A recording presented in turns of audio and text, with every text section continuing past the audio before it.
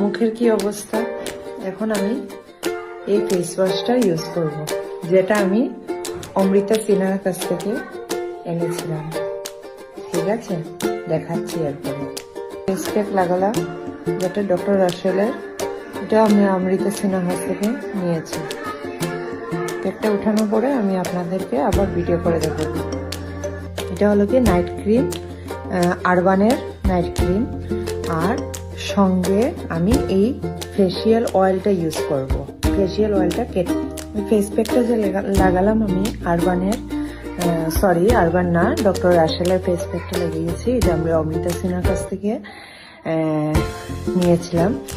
তো face pack ওঠানোর পরে তো আপনারা দেখতেই পারলেন, আপনাদেরকে আমি দেখালাম নাইট ক্রিমের সঙ্গে আমি এই ফেসিয়াল অয়েলটা লাগিয়েছি, যেটা ক্যাপসুলের মতন। এটাকে কেটে লাগাতে লাগে, লাগালাম। লাগানোর পরে দেখেন কিরকম গ্লো আমার স্কিনে।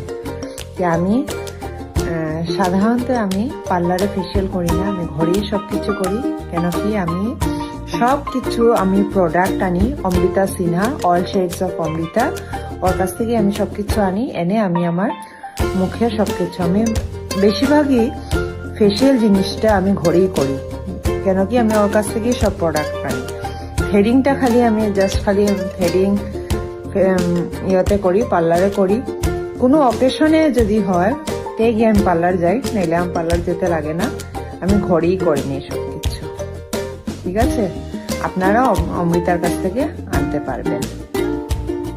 Good bye.